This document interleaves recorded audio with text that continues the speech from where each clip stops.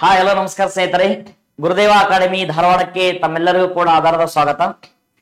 ಈಗಾಗಲೇ ನಾವು ಪಿಡಿಒ ಮತ್ತು ವಿಎ ಹುದ್ದೆಗೆ ಸಂಬಂಧಿಸಿದಂತೆ ಪಂಚಾಯತ್ ಡೆವಲಪ್ಮೆಂಟ್ ಆಫೀಸರ್ ಮತ್ತು ವಿಲೇಜ್ ಅಡ್ಮಿನಿಸ್ಟ್ರೇಷನ್ ಆಫೀಸರ್ ಹುದ್ದೆಗಳಿಗೆ ಸಂಬಂಧಿಸಿದಂತೆ ಈಗಾಗಲೇ ನಾವು 3 ತರಗತಿಗಳನ್ನು ಮಾಡಿದ್ದಾಗಿದೆ.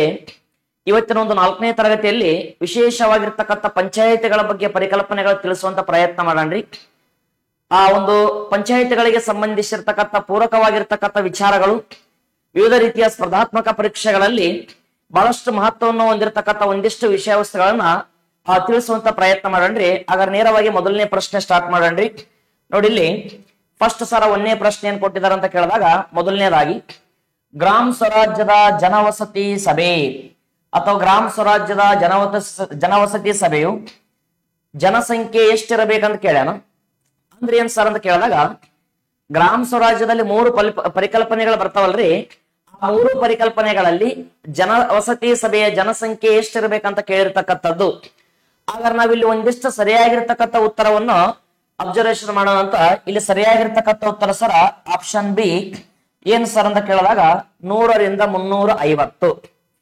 ಸ್ವಲ್ಪ ಒಂದಿಷ್ಟು ಇದ್ರ ಬಗ್ಗೆ ವಿಚಾರಗಳು ನೋಡಿ ಸರ. ಗ್ರಾಮ ಸ್ವರಾಜ್ಯದ ಘಟಕಗಳಂತೇಳಿ ಬಂದಾಗ 3 ಅಂತ ಹೇಳ್ಕೊಂಡಿದ್ವಿ. ಅದರಲ್ಲಿ ಫಸ್ಟ್ ಒನ್ ಏನಂದ್ರ ಜನವಸತಿ ಸಭೆ. ಇದರ ಬಾಸು ಇನ್ನೊಂದು ಬರ್ಕೊಳ್ಳೋಣ ಅಂತ. ಯಾವ್ದು ಸರ್ ಅಂತ ಕೇಳಿದಾಗ ವಾರ್ಡ್ ಸಭೆ. ಇನ್ನೊಂದು ಏನ್ ಸರ್ ಅಂತ ಕೇಳಿದ್ರೆ ಗ್ರಾಮ ಸಭೆ ಅಂತ ಬರ್ತದ, ಗ್ರಾಮ ಸಭೆ. ಹಾಗಾದ್ರೆ ಜನಸಂಖ್ಯೆ ಈ ಒಂದು 3 ಸಭೆಗಳ ಬಗ್ಗೆ ಒಂದೇ ರೀತಿಯಾಗಿರ್ತಕ್ಕಂಥ ಮಾಹಿತಿ. ಫಸ್ಟ್ ನೋಡಿ, ಈ ಒಂದು ಜನವಸತಿ ಸಭೆಯಲ್ಲಿ ಬಂದಿರತಕ್ಕ ಸಮಯದಾಗ ಜನಸಂಖ್ಯೆ ಎಷ್ಟಿರ್ಬೇಕು ಸರ್ ಅಂದ್ರ 100 ರಿಂದ 350 ಜನಸಂಖ್ಯೆ ಪರ್ಫೆಕ್ಟ್ ಆಗಿ. ಜನವಸತಿ ಸಭೆಯಲ್ಲಿ ಏನಂತ ಕೇಳಿದಾಗ 100 ರಿಂದ 350. ಇಲ್ಲಿ ನಾವು ಒಂದಿಷ್ಟು ಜನಸಂಖ್ಯೆ ಬಗ್ಗೆ ಹೊಂದಿರಬೇಕನ್ನುವಂತ ಮಾಹಿತಿ ಕೂಡ ಹೇಳ್ತಾರ ಸ್ನೇಹಿತರೆ. ಅದಾದ ಬಳಿಕ ಇಂಪಾರ್ಟೆಂಟ್ ಏನ್ ಸರ್ ಅಂತ ಕೇಳಿದಾಗ ನೋಡಿ, ಈ ಕಡೆ ವಾರ್ಡ್ ಸಭೆ. ಈ ವಾರ್ಡ್ ಸಭೆಯಲ್ಲಿ ಎಷ್ಟು ಜನಸಂಖ್ಯೆ ಇರ್ಬೇಕು ಸರ್ ಅಂದ್ರಿಗಿನ 400 ರಿಂದ 700 ಜನಸಂಖ್ಯೆ. 750 ಜನಸಂಖ್ಯೆ ಯಾವ್ದು ಸರ್ ಅಂತ ಕೇಳಿದಾಗ ವಾರ್ಡ್ ಸಭೆ. ಹಾಗಾದ್ರೆ 3ನೇದಲ್ಲಿ ಐತಲ್ಲ ಸ್ನೇಹಿತರೆ ಗ್ರಾಮ ಸಭೆ. ಇದ್ರದ್ದು ಏನ್ ಸರ್ ವಿಶೇಷ ಅಂದ್ರಿಗಿನ ಗ್ರಾಮದ ಎಲ್ಲಾ ಮತದಾರರನ್ನು ಒಳಗೊಂಡಿರ್ತಕ್ಕಂಥದ್ದು. ಗ್ರಾಮದ ಎಲ್ಲಾ ಮತದಾರರು ಇದರಲ್ಲಿ ಒಳಗೊಂಡಿರ್ತಾರ. ಹಾಗಾದ್ರೆ ಗ್ರಾಮ ಸ್ವರಾಜ್ಯದ ಘಟಕಗಳ ಸಂಖ್ಯೆ ಪಟ್ಟಣ ಪ್ರಶ್ನೆ ಕೇಳಿದ್ರೆ 3 ಅಂತ ಹಾಕ್ಬೇಕು.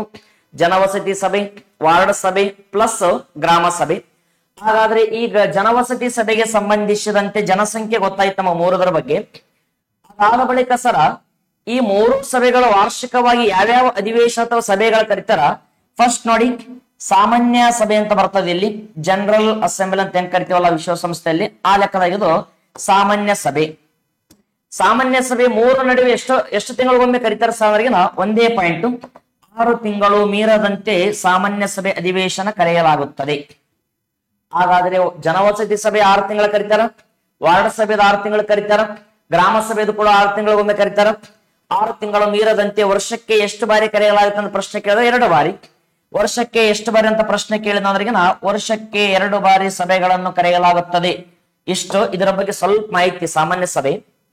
ಸರ್ ಹಾಗಾದ್ರೆ ಇದಾದ ನಂತರ ವಿಶೇಷ ಸಭೆ ಅಂತ ಕರೀತಾರ, ಸ್ಪೆಷಲ್ ಸಮಿಟ್ ಅಂತೇಳಿ. ಆ ವಿಶೇಷ ಸಭೆ ಹೆಂಗಿರ್ತಂದ್ರಿಗೇನು, ಇಲ್ಲಿ 1/5 ರಷ್ಟು ಜನಸಂಖ್ಯೆ ಅಂದ್ರ 20 ಜನ ಇಲ್ಲಿ ಹಾಜರಾಗ್ಬೇಕ್ರಿ. ಸಾಮಾನ್ಯ ಸಭೆ ಏನೈತಲ್ಲ 100 ರಿಂದ 350 ಜನಸಂಖ್ಯೆ, 20 ಜನ ಆದ್ರ ಬೇಕಿಲ್ಲಿ ವಿಶೇಷ ಸಭೆ ಕರೆಯಕ. ಇದರಲ್ಲಿ ಏನ್ ಸರ್ ಇದು ಕೂಡ ಸೇಮ್ ಐತಿ. 1/5 ರಷ್ಟು 20 ಜನ. ಇಲ್ಲಿ ಏನ್ ಸರ್ 1/10 100 ಜನ ಭಾಗವಹಿಸ್ಬೇಕನ್ನುವಂತ ಪರಿಕಲ್ಪನೆ. ಏನಿಲ್ಲ ಸ್ನೇಹಿತರೆ, ಬಹಳ ಸರಳವಾಗಿರ್ತಕ್ಕಂಥ ಕಾನ್ಸೆಪ್ಟ್. 3 ಸಭೆಗಳು ಬರ್ತಾವ ಸರ್. 3 ಸಭೆಗಳ ಜನಸಂಖ್ಯೆ ತಿಳ್ಕೊಳ್ಳಿ. ಆ 3 ಸಭೆಗಳ ಸಾಮಾನ್ಯ ಸಭೆ ಎಷ್ಟು ವರ್ಷಕ್ಕೊಮ್ಮೆ ನಡೀತೆ, ಒಂದು ವರ್ಷದಲ್ಲಿ ಎಷ್ಟು ಬಾರಿ ಕರಿತಾರ ಅಂತ ಗೊತ್ತಿರಲಿ. ಅದಾದ ಬಳಿಕ ಎಷ್ಟು ತಿಂಗಳೊಮ್ಮೆ ಕರಿತಾರ ಅಂತ ಗೊತ್ತಿರಲಿ. ತದನಂತರದಾಗ ಏನ್ ಸರ್ ಅಂತ ಕೇಳಿದಾಗ ವಿಶೇಷ ಸಭೆ ಅಥವಾ ಈ ಒಂದು ಸ್ಪೆಷಲ್ ಸಮಿಟ್ ವಿಶೇಷ ಸಭೆಗೆ ಸಂಬಂಧಿಸಿದಂತೆ ಇಲ್ಲಿ ಎಷ್ಟೇನ ಒಂದು ಹಾಜರಾತಿ ಅಥವಾ ಕನಿಷ್ಠ ಸದಸ್ಯರ ಹಾಜರಾತಿ ಕೋರಂ ಅಂತ ಕರಿತೀವಲ್ಲ, ಆ ಕೋರಂ ಅನ್ನುವಂಥದ್ದು ಎಷ್ಟೆಷ್ಟು ಬೇಕನ್ನುವಂತ ಪರಿಕಲ್ಪನೆ ಗೊತ್ತಿರಲಿ. ಇದಾದ ನಂತರ ಇನ್ನೊಂದು ಸಭೆ ಕೂಡ ಕರಿತಾರ ಸ್ನೇಹಿತರೆ. ಅದರ ಹೆಸರು ಏನ್ ಸರ್ ಅಂದ್ರ ತುರ್ತು ಸಭೆ, ಎಮರ್ಜೆನ್ಸಿ ಸಮಿಟ್. ತುರ್ತು ಸಭೆ 3ಕ್ಕೆ ಸಂಬಂಧಿಸಿದಂತೆ ಒಂದೇ ಪಾಯಿಂಟ್ ನೆನಪಿಡಬೇಕು, 24 ಗಂಟೆ ಒಳಗಾಗಿ ಕರಿಬಹುದು. ಇದನ್ನ 24 hours 24 ಗಂಟೆ ಒಳಗಾಗಿ ತುರ್ತು ಸಭೆಗಳನ್ನ ಕರೆಯಬಹುದಾಗಿದೆ ಸ್ನೇಹಿತರೆ. ಹಾಗಾದ್ರೆ ಇಲ್ಲಿ ವಿಶೇಷವಾಗಿ ಏನ್ ಸರ್ ಅಂತ ಕೇಳಿದಾಗ, ಈ ಸಭೆಗಳಿಗೆ ಹೋಗದೇ ಇರುವ ಸಮಯದಲ್ಲಿ ಏನಾದ್ರು ದಂಡ ಹಾಕ್ತಾರೆ ಏನ್ ಸರ್ ಅವರಿಗೆ. ಜನವಸತಿ ಸಭೆಯಲ್ಲಿ ದಂಡ ಅನ್ನುವಂಥದ್ದು ಅಥವಾ ಯಾವುದೇ ರೀತಿಯ ರೊಕ್ಕ ರುಜನಲ್ಲಿ ದಂಡ ಹಾಕಕ್ ಬರಂಗಿಲ್ಲ. ಇಲ್ಲಿ ಹೋಗಿಲ್ಲ ಅಂದ್ರಿಗಿನ ಎಷ್ಟು ಸರ್ ಅಂತ ಕೇಳಿದಾಗ ಈ ವಾರ್ಡ್ ಸಭೆಯಲ್ಲಿ ಹೋಗಿಲ್ಲ ಅಂದ್ರಿಗಿನ ₹100 ಶುಲ್ಕ ಹಾಕ್ತಾರ, ದಂಡ ಅನ್ನುವಂಥದ್ದು. ಇಲ್ಲಿ ಹೋಗಿಲ್ಲ ಅಂದ್ರೆ ಎಷ್ಟು ಸರ್ ಅಂತ ಕೇಳಿದಾಗ ₹1000 ಹಾಕ್ತಾರ. ಆದ್ರೆ ವಿಶೇಷವಾಗಿ 3 ಸಭೆಗಳ ಬಗ್ಗೆ ಒಂದಿಷ್ಟು ಮಾಹಿತಿ ಈಗ ನಾವು ಪ್ರಶ್ನೆಯನ್ನ ಅರ್ಥ ಮಾಡಿಕೊಳ್ಳುವಂತ ಪ್ರಯತ್ನ ಮಾಡೋಣ ಸ್ನೇಹಿತರೆ. ನೋಡಿ, ಗ್ರಾಮ ಸ್ವರಾಜ್ಯದ ಜನವಸತಿ ಸಭೆ ಜನಸಂಖ್ಯೆ ಎಷ್ಟೈತೆ ಅಂದ್ರ 100 ರಿಂದ 350. ಇಲ್ಲಿ ಆಪ್ಷನ್ ಏನ್ ಕೊಟ್ಟನಂದ್ರ 400 ರಿಂದ 750 ಕೊಟ್ಟನ್ರಿ. ಸರ್ 400 ರಿಂದ 750 ಇದು ಯಾವ್ದ್ರ ಬಗ್ಗೆ ಹೇಳಕತ್ತ ನಮಗಿಂದ್ರಗಿನ ಇದೇನಂತ ಕೇಳಿದ ವಾರ್ಡ್ ಸಭೆ. ಇಲ್ಲಿ 400 ರಿಂದ 500 ಕೊಟ್ಟಾನ, ಇದು ಯಾವುದೇ ರೀತಿಯಾಗಿರ್ತಕ್ಕಂಥ ಆನ್ಸರ್ ಅಲ್ಲ. ಇನ್ನು ಗ್ರಾಮದ ಮತದಾರ ಅಂತ ಕೊಟ್ಟಾನ. ಗ್ರಾಮದ ಮತದಾರ ಎಲ್ಲಿ ಕಂಡು ಬರ್ತಾರೆ ಅಂದ್ರೆ ಗ್ರಾಮ ಸಭೆಯಲ್ಲಿ. ಭಾರತ ದೇಶದ ಯಾವ ಸಭೆಯನ್ನು ಹಳ್ಳಿಯ ವಿಧಾನಸಭೆ ಎಂದು ಕರೆಯಲಾಗುತ್ತದೆ ಪ್ರಶ್ನೆ ಕೇಳ್ತಾನೆ, ಗ್ರಾಮ ಸಭೆ ಅಂತ ಹಾಕ್ಬೇಕ್ರಿ. ಭಾರತ ದೇಶದ ಯಾವ ಸಭೆಯನ್ನು ಹಳ್ಳಿಯ ವಿಧಾನಸಭೆ ಎಂದು ಕರೆಯಲಾಗುತ್ತೆ ಅಂದ್ರೆ ಗ್ರಾಮ ಸಭೆ. ಇಷ್ಟು ನಮಗ ಇದ್ರ ಬಗ್ಗೆ ಒಂದಿಷ್ಟು ವಿಚಾರಗಳ ಸ್ನೇಹಿತರೆ ಬಹಳ ಪರ್ಫೆಕ್ಟ್ ಆಗಿ ತಿಳ್ಕೊಳ್ಬೇಕ್ರಿ. ಮುಂಬರ್ತಕ್ಕಂಥ ಸ್ಪರ್ಧಾತ್ಮಕ ಪರೀಕ್ಷೆಗಳಲ್ಲಿ ಬಹಳಷ್ಟು ವಿಷಯ ವಸ್ತುಗಳು ನಮ್ಮಲ್ಲಿ ಬಹಳಷ್ಟು ಮಾತ್ರ ಹೋಗ್ತಾವ. ಹಂಗಾಗಿ ಇವ್ರ ಬಗ್ಗೆ ವಿಚಾರಗಳನ್ನ ನಾವು ತಿಳಿಯುವಂತ ಪ್ರಯತ್ನ ಮಾಡ್ರಿ. ಮುಂದಿನ ಪ್ರಶ್ನೆ ನೋಡೋಣ ಅಂತ ನೋಡಿ, ಅಬ್ಸರ್ವೇಷನ್ ಮಾಡಿ. ಎರಡನೇವ್ರಿ, ಗ್ರಾಮ ಸ್ವರಾಜ್ ಅಂತ ಕೊಟ್ಟಿದ್ದಾನ. ಎರಡನೇ ಪ್ರಶ್ನೆ ಏನ್ ಸರ್ ಅಂತ ಕೇಳಿದಾಗ ಅದ ಪಂಚಾಯತ್ಗಳಿಗೆ ಸಂಬಂಧಪಟ್ಟಂತ ಎರಡನೇ ಪ್ರಶ್ನೆ ಕೇಳಿದ ನೋಡಿ. ಗ್ರಾಮ ಸ್ವರಾಜ್ಯ ಮತ್ತು ಸರ್ವೋದಯ ಪರಿಕಲ್ಪನೆ ನೀಡಿದವರು ಯಾರಂತ ಕೇಳ್ಯಾನ. ನಮ್ಮ ದೇಶದಲ್ಲಿ ಗ್ರಾಮ ಸ್ವರಾಜ್ಯ ಮತ್ತು ಸರ್ವೋದಯ ಪರಿಕಲ್ಪನೆ ಯಾರು ಕೊಟ್ಟಾರ ಅಂತ ಕೇಳ್ಯಾನ ಸ್ನೇಹಿತರೆ. ಆದರೆ ಇಲ್ಲಿ ಸರಿಯಾಗಿರ್ತಕ್ಕಂಥ ಉತ್ತರ ನಾವು ಏನಾದ್ರೂ ನೋಡಿದ್ದೇ ಆಗಿತ್ತಂದ್ರ Mahatma Gandhiji. Option B right answer. Sir ಹಾಗಾದ್ರೆ ಸರ್ವೋದಯ ಪರಿಕಲ್ಪನೆ ಮತ್ತು ಗ್ರಾಮ ಸ್ವರಾಜ್ಯ ಪರಿಕಲ್ಪನೆ ಗಾಂಧೀಜಿ ಅವರು. ಫಸ್ಟ್ ನೋಡಿ, ಗ್ರಾಮ ಸ್ವರಾಜ್ ಅಂತೇಳಿ ಬರ್ಕೊಳ್ಳೋಣ ಅಂತ. ಇದರ ಬಗ್ಗೆ ಒಂದಿಷ್ಟು ವಿಚಾರಗಳು. ಗ್ರಾಮ ಸ್ವರಾಜ್ ಪರಿಕಲ್ಪನೆ ಫಸ್ಟ್. ಹಾಗಾದ್ರೆ ಗ್ರಾಮ ಸ್ವರಾಜ್ ಅನ್ನುವಂಥದ್ದು ಏನ್ ಸರ್ ಇದೆ ಅಂದ್ರಗಿನ ಗ್ರಾಮಗಳಿಗೆ ಅಧಿಕಾರವನ್ನು ವಿಕೇಂದ್ರೀಕರಣ ಮಾಡುವುದಾಗಿದೆ. ಗ್ರಾಮಗಳಿಗೆ ಅಧಿಕಾರವನ್ನು ವಿಕೇಂದ್ರೀಕರಣ ಮಾಡುವುದಾಗಿದೆ. ಹಂಗಾಗಿ ಇದನ್ನು ನಾವು ಗ್ರಾಮ ಸ್ವರಾಜ್ಯ ಅಂತ ಕೂಡ ಕರಿತೀವಿ. ನೆಕ್ಸ್ಟ್ ಸ್ನೇಹಿತರ ಅಬ್ಸರ್ವೇಷನ್ ಮಾಡಿ, ಗ್ರಾಮ ಸ್ವರಾಜ್ಯ ಗ್ರಾಮಗಳಿಗೆ ಅಧಿಕಾರವನ್ನು ವಿಕೇಂದ್ರೀಕರಣ ಮಾಡುವುದಾಗಿದೆ. ಇದಾದ ಬಳಿಕ ಇನ್ನೊಂದು ಇಂಪಾರ್ಟೆಂಟ್ ಏನ್ ಸರ್ ಅವ್ರಿಗೆನ ಗಾಂಧೀಜಿಯವರು ಗ್ರಾಮ ಸ್ವರಾಜ್ಯ ಅನ್ನುವಂತ ಪರಿಕಲ್ಪನೆ ಎಲ್ಲಿಂದ ತಂದರ ಸರ್ ಅಂದ್ರೆ 1919ರ ನವಜೀವನ ಟ್ರಸ್ಟ್. 1919ರಲ್ಲಿ ನವಜೀವನ ಟ್ರಸ್ಟ್ ಅನ್ನುವಂತ ಪರಿಕಲ್ಪನೆ ಒಂದು ಸಂಸ್ಥೆ ಮೂಲಕ ಇವರು ಗ್ರಾಮ ಸ್ವರಾಜ್ಯ ಬಳಕೆ ಮಾಡ್ಯಾರ. ಹಾಗಾದ್ರೆ ನಾವೊಂದು ನವಜೀವನ ಟ್ರಸ್ಟ್ ಏನಂತ ಕೇಳಿದಾಗ ಇನ್ನೊಂದು ನಮಗೆ ಇಲ್ಲಿ ಇವರು ಬಳಕೆ ಮಾಡಿರ್ತಕ್ಕಂಥ ಗ್ರಾಮ ಸ್ವರಾಜ್ಯ ಪರಿಕಲ್ಪನೆ. ಅದಾದ ಬಳಿಕ ಏನ್ ಸರ್ ಅಂತ ಕೇಳಿದಾಗ ಇಂಪಾರ್ಟೆಂಟ್ ನಮಗ ರಾಮರಾಜ್ಯದ ಬದಲಾಗಿ ಗ್ರಾಮ ರಾಜ್ಯವೇ ಬೇಕಂತ ಗಾಂಧೀಜಿ ಅವರು ಕೂಡ ಒತ್ತಾಯ ಮಾಡ್ಯಾರ. ಭಾರತ ಸಂವಿಧಾನದ 40ನೇ ವಿಧಿ ಪಂಚಾಯತ್ ಬಗ್ಗೆ ಸ್ಥಾಪನೆ ತಿಳಿಸಿಕೊಡ್ತಾರ ಸ್ನೇಹಿತರೆ. ಇಂಪಾರ್ಟೆಂಟ್ ಏನ್ ಸರ್ ಅಂತ ಕೇಳಿದಾಗ ಇಲ್ಲಿ ಗ್ರಾಮ ಸ್ವರಾಜ್ಯದ ಪರಿಕಲ್ಪನೆ ಅಂತ ಗೊತ್ತಾಯ್ತು. ಇನ್ನೊಂದು ಇಲ್ಲಿ ಐತಿ ನೋಡಿ, ಸರ್ವೋದಯ ಪರಿಕಲ್ಪನೆ ಯಾರು ಕೊಟ್ರ ನಮ್ಮ ದೇಶಕ್ಕೆ ಅಂತ ಕೇಳ್ತಾರ, ಅದು ಕೂಡ ಗಾಂಧೀಜಿ ಅವರು. ಹಾಗಾದ್ರೆ ಸರ್ವೋದಯ ಪರಿಕಲ್ಪನೆ ಯಾವ ಸಮಯದಲ್ಲಿ ಗಾಂಧೀಜಿ ಅವರ ಪದವನ್ನು ಬಳಕೆ ಮಾಡಿದ ಸರ್, ಅದನ್ನ ಎಲ್ಲಿಂದ ತಂದಾರ? ಇದ್ರ ಬಗ್ಗೆ ಸ್ವಲ್ಪ ಒಂದಿಷ್ಟು ವಿಚಾರಗಳ ಅಬ್ಸರ್ವೇಷನ್ ಮಾಡಿ ಸ್ನೇಹಿತರೆ. ಸರ್ವೋದಯ ಪರಿಕಲ್ಪನೆ ಸರ್ವೋದಯ ಹಂಗಂದ್ರೆ ಏನ್ ಸರ್ ಅಂತ ಕೇಳಿದಾಗ ಸರ್ವರ ಪ್ರಗತಿ ಎಂದರ್ಥ. ಸರ್ವೋದಯ ಎಂದರೆ ಸರ್ವರ ಪ್ರಗತಿ ಎಂದರ್ಥ. ಹಾಗಾದ್ರೆ ಅದಾದ ಬಳಿಕ ಇನ್ನೊಂದು ಏನ್ ಸರ್ ಅಂತ ಕೇಳಿದಾಗ ಇಂಪಾರ್ಟೆಂಟ್ ನಮಗ ಇಲ್ಲಿಂದ ನಾವು ನೇರವಾಗಿ ಏನಂತ ಕೇಳಿದಾಗ ಈ ಸರ್ವೋದಯ ಅನ್ನುವಂತ ಪರಿಕಲ್ಪನೆ ಎಲ್ಲಿಂದ ತಂದರ ಸರ್ ಅಂದ್ರ ಗಾಂಧೀಜಿ ಅವರ ಮೇಲೆ ಪ್ರಭಾವ ಬೀರಿರ್ತಕ್ಕಂಥ ವ್ಯಕ್ತಿ ಜಾನ್ ರಸ್ಕಿನ್ ಅವರು ಗಾಂಧೀಜಿ ಅವರ ಮೇಲೆ ಪ್ರಭಾವ ಬೀರಿರ್ತಕ್ಕಂಥ ವ್ಯಕ್ತಿ. ಆ ಜಾನ್ ರಸ್ಕಿನ್ ಅವರ ಒಂದು ಗ್ರಂಥ ಯಾವ ಸರ್ ಅಂದ್ರ ಅನ್ ಟು ದಿ ಲಾಸ್ಟ್ ಅನ್ನುವಂಥದ್ದು. Unto the last Gandhiji ಅವರ ಮೇಲೆ ಪ್ರಭಾವ ಬೀರಿರ್ತಕ್ಕಂಥ ಪುಸ್ತಕ unto the last, John Ruskin ಅವರ ಸ್ನೇಹಿತರೆ. ಹಾಗಾದ್ರೆ ಈ ಪುಸ್ತಕದಿಂದ ಗಾಂಧೀಜಿ ಅವರು ಸರ್ವೋದಯ ಪರಿಕಲ್ಪನೆ ಮಾಡ್ಯಾರ. ಇದೇ ಪುಸ್ತಕವನ್ನು ಮಹಾತ್ಮ ಗಾಂಧೀಜಿ ಅವರು ಗುಜರಾತಿ ಭಾಷೆಗೆ ವರ್ಗಾವಣೆ ಮಾಡ್ಯಾರ. ಯಾವಾಗ ಸರ? 1908ರಲ್ಲಿ ಗುಜರಾತಿ ಭಾಷೆಗೆ. ಗುಜರಾತಿನಲ್ಲಿ ಏನಂತ ಬರ್ಕಂದ್ರ ಸರ್ ಇದನ್ನಂದ್ರ ಸರ್ವೋದಯ ಅನ್ನುವಂತ ಪುಸ್ತಕದ ರೂಪದಲ್ಲಿ ಭಾಷಾಂತರ ಮಾಡ್ಯಾರ. ಇದನ್ನು ಗೊತ್ತಿರ್ಬೇಕು ಸ್ನೇಹಿತರೆ. ಹಾಗಾದ್ರೆ ಗಾಂಧೀಜಿ ಅವರು ಜಾನ್ ರಸ್ಕಿನ್ ಅವರ ಅನ್ ಟು ದಿ ಲಾಸ್ಟ್ ಅನ್ನುವಂತ ಪುಸ್ತಕವನ್ನ ಯಾವ ಭಾಷೆಯಲ್ಲಿ ವರ್ಗಾವಣೆ ಮಾಡಿದ್ರ ಅಂದ್ರೆ ಗುಜರಾತಿ ಭಾಷೆ. ಯಾವಾಗ ವರ್ಗಾವಣೆ ಮಾಡಿದ್ರಂತ ಪ್ರಶ್ನೆ ಕೇಳಿದಂದ್ರೆ 1908ರಲ್ಲಿ. ಅದಕ್ಕೆ ಏನಂತ ಹೆಸರು ಕೊಟ್ರ ಸರ್, ಟೈಟಲ್ ಏನೈತೆ ಅಂತ ಕೇಳಿದಾಗ ಸರ್ವೋದಯ ಅನ್ನುವಂತ ಪುಸ್ತಕವನ್ನು ಕೂಡ ರಚನೆ ಮಾಡಿದ ಮಹಾತ್ಮ ಗಾಂಧೀಜಿ ಅವರು. ಸರ್ವೋದಯ ಹಂಗಂದ್ರೆ ಏನ್ ಸರ್ ಅಂತ ಕೇಳಿದಾಗ ಸರ್ವರ ಪ್ರಗತಿ ಎಂದರ್ಥ. ಅದಾದ ಬಳಿಕ ಏನ್ ಸರ್ ಅಂತ ಹೇಳಿದಾಗ ಇಲ್ಲಿ ಇಂಪಾರ್ಟೆಂಟ್ ನಮಗ ಅದೇ ಒಂದಿಷ್ಟು ಜಾನ್ ರಸ್ಕಿನ್ ಅವರ ಜೊತೆಗೆ ಗಾಂಧೀಜಿ ಅವರ ಮೇಲೆ ಇನ್ನೊಬ್ರು ಕೂಡ ಬಹಳಷ್ಟು ಪ್ರಭಾವ ಬೀರ್ತಾರ ಸರ. ಗಾಂಧೀಜಿ ಅವರ ಮೇಲೆ ಪ್ರಭಾವ ಬೀರಿರ್ತಕ್ಕಂಥ 2 ವ್ಯಕ್ತಿತ್ವಗಳು ಬಹಳಷ್ಟು ಇಂಪಾರ್ಟೆಂಟ್ ಸ್ನೇಹಿತರ ನಮಗ. ಇನ್ನೊಬ್ರು ಯಾರು ಸರ್ ಅಂತ ಕೇಳಿದಾಗ ಮತ್ತೊಬ್ರು ಲಿಯೋ ಟಾಲ್ಸ್ಟಾಯ್ ಅಂತ ಬರ್ತಾರ. ಲಿಯೋ ಟಾಲ್ಸ್ಟಾಯ್ ಅನ್ನುವಂತ ವ್ಯಕ್ತಿ ಮತ್ತು ಜಾನ್ ರಸ್ಕಿನ್. ಲಿಯೋ ಟಾಲ್ಸ್ಟಾಯರ್ ಅವರು ಯಾವ ಪುಸ್ತಕವನ್ನು ರಚನೆ ಮಾಡ್ಯಾರ ಸರ ಇಲ್ಲಿ ಇಂಪಾರ್ಟೆಂಟ್ ನಮಗಂತ ಕೇಳಿದಾಗ ನೋಡಿ, ಲಿಯೋ ಟಾಲ್ಸ್ಟಾಯರ್ ಅವರು ವಾರ್ ಅಂಡ್ ಪೀಸ್ ಅನ್ನುವಂತ ಒಂದು ಗ್ರಂಥ ಗಾಂಧೀಜಿ ಅವರ ಮೇಲೆ ಅತಿ ಹೆಚ್ಚಾಗಿ ಪ್ರಭಾವ ಬೀರಿದ್ರಿ. ಜಾನ್ ರಸ್ಕಿನ್ ಅವ್ರದ್ದು ಒಂದು ಕಡೆ ಆದ್ರೆ ಇನ್ನೊಂದು ಯಾವ ಸರ್ ಅಂದ್ರೆ ಲಿಯೋ ಟಾಲ್ಸ್ಟಾಯ್ ಅವ್ರದ್ದು. ಎರಡೂ ಕೂಡ ಗಾಂಧೀಜಿ ಅವರ ಮೇಲೆ ಪ್ರಭಾವ ಬೀರಿರ್ತಕ್ಕಂಥ ಪುಸ್ತಕಗಳ ಸ್ನೇಹಿತರೆ. ಹಾಗಾದ್ರೆ ವಿಶೇಷವಾಗಿ ನಮಗೆ ಇಲ್ಲಿ ಸರಿಯಾಗಿರ್ತಕ್ಕಂಥ ಉತ್ತರ ಮಹಾತ್ಮ ಗಾಂಧೀಜಿ. ಇದರ ಜೊತೆಗೆ ಇನ್ನೊಂದು ಇಂಪಾರ್ಟೆಂಟ್ ನೋಡಿ, ನರಸಿಂಹ ಮೆಹ್ತಾ ಅಂತ ಕೊಟ್ಟಾರ. ಇವ್ರದ್ದು ಏನ್ ಸರ ಇಂಡಿಯಾದೊಳಗ ಹರಿಜನ ಎಂಬ ಪದವನ್ನು ಮೊದಲನೇ ಬಾರಿಗೆ ಬಳಕೆ ಮಾಡಿರ್ತಕ್ಕಂಥ ವ್ಯಕ್ತಿ ನರಸಿಂಹ ಮೆಹ್ತಾ. ಹರಿಜನ ಎಂಬ ಪದವನ್ನು ಜನಪ್ರಿಯಗೊಳಿಸಿರ್ತಕ್ಕಂಥ ವ್ಯಕ್ತಿ ಮಹಾತ್ಮ ಗಾಂಧೀಜಿ. ಅದಾದ ಬಳಿಕ ಜಾನ್ ರಸ್ಕಿನ್ ಗಾಂಧೀಜಿ ಅವರ ಮೇಲೆ ಪ್ರಭಾವ ಬೀರಿರ್ತಕ್ಕಂಥ ವ್ಯಕ್ತಿ. ಜವಾಹರ್ಲಾಲ್ ನೆಹರು ಅವರು ಕೊಟ್ಟರೆ ದೇಶದಲ್ಲಿ ಮೊದಲ ಬಾರಿಗೆ ಪಂಚಾಯತ್ ಅನ್ನು ಉದ್ಘಾಟನೆ ಮಾಡಿದ ಪ್ರಧಾನಿ 1959 ಅಕ್ಟೋಬರ್ 2. ಎಲ್ಲಿ ಸರ್ ಅಂದ್ರ ರಾಜಸ್ಥಾನ್ ರಾಜ್ಯದ ನಾಗೋರ್ ಎಂಬ ಜಿಲ್ಲೆ. ಆ ಒಂದು ಗ್ರಾಮ ಪಂಚಾಯತ್ ಹೆಸರು ಏನಾಗಿತ್ತು ಸರ್ ಅಂದ್ರ ಬಾಗ್ದಾರಿ ಅಂತ ಹೇಳ್ಬೇಕ್ರಿ, ಬಾಗ್ದಾರಿ. ಎಸ್, ಹಾಗಾದ್ರೆ ನಮ್ಮ ದೇಶದಲ್ಲಿ ಮೊದಲನೇ ಬಾರಿಗೆ ಪಂಚಾಯತ್ ಅನ್ನು ಅಳವಡಿಸಿಕೊಂಡ ರಾಜ್ಯ ರಾಜಸ್ಥಾನ್, ಎರಡನೇ ರಾಜ್ಯ ಆಂಧ್ರ ಪ್ರದೇಶ ಅನ್ನುವಂತ ಸ್ನೇಹಿತರೆ. ಆದ್ರೆ ಇಲ್ಲಿ ಸರಿಯಾಗಿರ್ತಕ್ಕಂಥ ಉತ್ತರ ನಮಗೆ ಆಪ್ಷನ್ ಬಿ ರೈಟ್ ಆಗ್ತತಿ, ಮಹಾತ್ಮ ಗಾಂಧೀಜಿ. ಹಾಗಾದ್ರೆ ಮುಂದಿನ ಪ್ರಶ್ನೆ ಹೋಗೋಣಂತ ನೋಡಿ. ಮೂರನೇ ಪ್ರಶ್ನೆ, ಗುಪ್ತರ ಕಾಲದಲ್ಲಿ, ಈಗ ಸ್ವಲ್ಪ ಏನಂತ ಕೇಳಿದಾಗ ಐತಿಹಾಸಿಕವಾಗಿ ಪಂಚಾಯತ್ಗಳ ಬಗ್ಗೆ ಏನು ವಿಚಾರಗಳು ಗೊತ್ತಿರ್ತಾವ ಅದ್ರ ಬಗ್ಗೆ ಒಂದು ಪ್ರಶ್ನೆ ಹಾಕಿ ನೋಡಿ. ಗುಪ್ತರ ಕಾಲದಲ್ಲಿ ಯಾವ 2 ಪಂಚಾಯತ್ ಹುದ್ದೆಗಳು ಜಾರಿಯಲ್ಲಿದ್ದಾವ ಅಂತ ಕೇಳ್ಯಾನ. ಅಂದ್ರ ಗುಪ್ತ ಸಾಮ್ರಾಜ್ಯ ಆಳ್ವಿಕೆ ಮಾಡಕತ್ತಿತ್ತಲ್ರಿ, ಆ ಸಮಯದಾಗ ಯಾವ 2 ಪಂಚಾಯತ್ ಹುದ್ದೆಗಳು ಜಾರಿಯಲ್ಲಿದ್ದು ಅಂತ ಪ್ರಶ್ನೆ ಕೇಳಿದ ಸ್ನೇಹಿತರೆ. ಹಾಗಾದ್ರೆ ಇಲ್ಲಿ ನಾವು ಸರಿಯಾಗಿರ್ತಕ್ಕಂಥ ಉತ್ತರ ನೋಡೋಣ ಅಂತ ಆಪ್ಷನ್ ಸಿ ವಿಷಯಪತಿ ಮತ್ತು ಗ್ರಾಮಪತಿ ಯಾರ ಅವಧಿಯಲ್ಲಿ ಜಾರಿಯಲ್ಲಿ ಇದು ಅಂದ್ರೆಗಿನ ಗುಪ್ತರ ಅವಧಿ. ಹಾಗಾದ್ರೆ ಗುಪ್ತರ ಅವಧಿಗೆ ಸಂಬಂಧಿಸಿದಂತೆ ಸರ ಇಲ್ಲಿ ವಿಷಯಪತಿ ಮತ್ತು ಗ್ರಾಮಪತಿ ಅಂತ ಹೇಳಿರಲ್ಲ ನೋಡಿ, ಸ್ವಲ್ಪ ಒಂದಿಷ್ಟು ಅಬ್ಸರ್ವೇಷನ್ ಮಾಡಿ. ವಿಷಯಪತಿ ಪ್ಲಸ್ ಏನಂತ ಕೇಳಿದಾಗ ಈ ವಿಷಯಪತಿ ಯಾರಾಗಿರ್ತಾರ ಸರ್ ಅಂದ್ರ ಜಿಲ್ಲಾ ಮುಖ್ಯಸ್ಥ ಆಗಿರ್ತಾರೆ ಇವರು, ಜಿಲ್ಲಾ ಮುಖ್ಯಸ್ಥ. ಅದಾದ ಬಳಿಕ ಇನ್ನೊಬ್ರು ಏನ್ ಸರ್ ಅಂತ ಕೇಳಿದಾಗ ಇಂಪಾರ್ಟೆಂಟ್ ನಮಗ ಗ್ರಾಮಪತಿ ಅಂತೇಳಿ ಬರ್ತಾರ. ಈ ಗ್ರಾಮಪತಿ ಅವ್ರು ಏನಾಗಿರ್ತಾರ ಸರ್ ಅವ್ರಿಗೇನ ಗ್ರಾಮದ ಮುಖ್ಯಸ್ಥ. ಮುಗಿತಪ್ಪ, ಇಷ್ಟ ಓದಿಕೆಬೇಕು. ವಿಷಯಪತಿ ಜಿಲ್ಲಾ ಮುಖ್ಯಸ್ಥ, ಗ್ರಾಮಪತಿ ಗ್ರಾಮದ ಮುಖ್ಯಸ್ಥ. ಹಾಗಾದ್ರೆ ಇಲ್ಲಿ ಇನ್ನೊಂದಿಷ್ಟು ಸರ ಗುಪ್ತ ಸಾಮ್ರಾಜ್ಯಕ್ಕೆ ಸಂಬಂಧಿಸಿದ ಶ್ರೀಗುಪ್ತ, ಗುಪ್ತ ಸಾಮ್ರಾಜ್ಯದ ಸ್ಥಾಪಕನಾಗಿರ್ತಕ್ಕಂಥ ಶ್ರೀಗುಪ್ತ. ಗುಪ್ತ ಶಕೆ ಸ್ಟಾರ್ಟ್ ಆಗಿದ್ದ ಯಾವಾಗ ಸರ್ ಅಂದ್ರೆ 320 ಇದನ್ನು ಗೊತ್ತಿರ್ಬೇಕು ನಮಗ. ಒಂದು ವೇಳೆ ಕಾನಿಷ್ಕ ಶಕ ಸ್ಟಾರ್ಟ್ ಆಗಿದ್ದ ಯಾವಾಗ ಸರ್ ಅಂದ್ರೆ ಕಾನಿಷ್ಕ ಶಕ ಏನಂತ ಕೇಳಿದಾಗ 78.